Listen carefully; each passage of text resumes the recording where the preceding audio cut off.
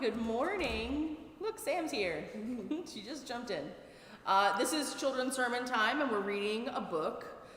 This book, Please, Please the Bees, is a new one to me this week, but Sam told me that she's listened to the audio version of this in school, right? A few times. A few times. And I warned her, I said, I'm gonna make some funny voices in this book. So this is by Gerald Kelly. He wrote and illustrated the book, and I kind of love the illustrations. This book is about learning how we are dependent on one another and how important it is to make sure that we take care of one another in that dependence. Okay, put that down. This is the bear. Please, please the bees. Benedict was a creature of habit. He liked to do the same thing every day. Every morning he woke up at the same time. Every morning he stretched, he scratched, he yawned a great yawn. That was a good yawn, Sam. He has a lot of mess to clean up. He has a lot of mess. Every morning the bees delivered 3 jars full of honey. Benedict ate the same breakfast he'd eaten since he was just a fuzzy cub. Toast with honey and tea with extra honey. Mom? Yeah. You see this? There's like a little plant in like every picture. Mm-hmm. There is a little plant in every picture. Yeah. And I think at the end of the book there's going to be a flower in the plant. Maybe. Next came his daily routine. Practicing his violin, perfecting his honey cake recipe. I like his outfit change here. Knitting, big heart with honey on it, and running errands on his little bike.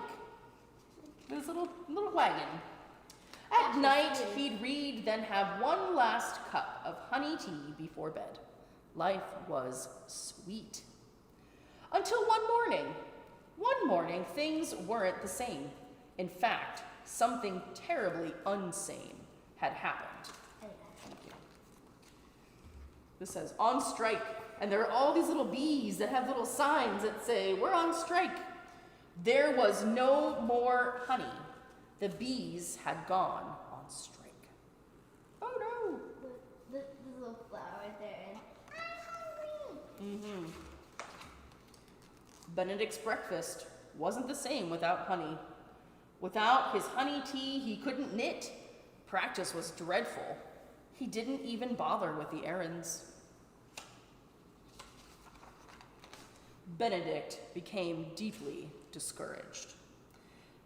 Just then, he heard someone say, "Hey you, in the fur coat." It was a very small bee with a remarkably loud voice. "We need to talk," said the bee. "Talk?" grumbled Benedict. I let you live in my yard. All I ask is for a few jars of honey.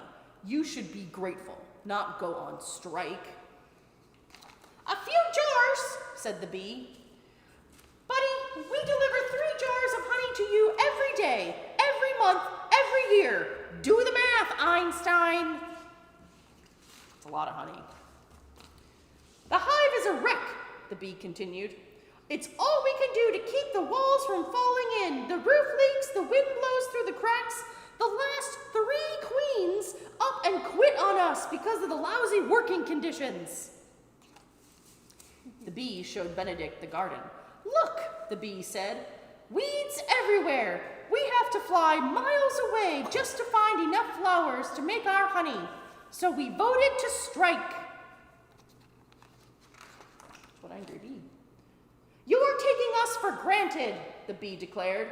"You want honey? Things need to change. It's up to you, bear."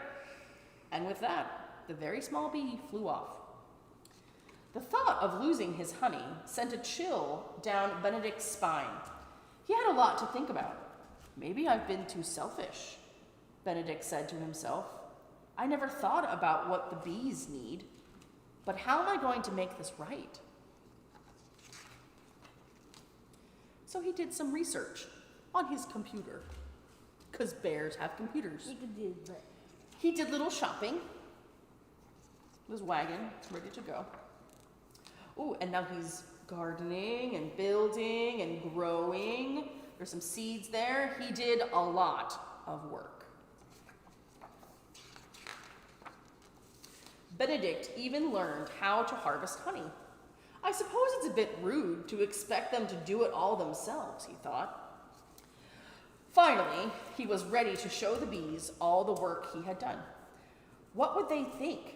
He held his breath as he waited. Then he heard the remarkably loud voice of a very small bee. Drop the signs, girls! It's time to get back to work! Woohoo! These days, Benedict is still a creature of habit. He still has his daily routine, but he doesn't take the honey for granted anymore.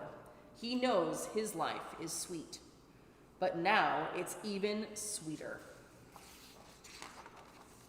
For everyone. Yay! Yay, Benedict the Bear. So, Please Please the Bees is really about not only honey and a bear, and maybe a bear with a computer and internet, is about taking care of each other. We depend on one another for everything, don't we?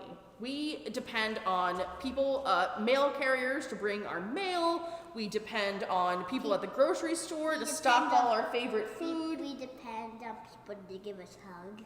We depend on people to give us hugs. And in order to make sure that all of those things keep happening, we have to make sure that we take care of one another too. And we have to make sure that there are, everyone is safe and taken care of, and that they get good wages, and that they have lives that are fulfilling. Yeah. So that was our book this week. Everyone out there, young and all ages, I would love to be able to show you reading a book that you love during our children's sermon time. If you have a book at home that you really love and would love to share with us, I would love for you to send me a video of your reading that story, and we feature it here. Stop it. We will feature it here on Children's Sermon Time as you reading that book. I already talked to a couple people yesterday at our dinner church service. We had a lot of kids there yesterday. It was great. But if you have a book that you would love to share, please reach out and let me know, and we will be able to feature you at our Children's Sermon Time another day. Thanks so much for being here. We're so glad to have you, and we'll see you next week. Bye.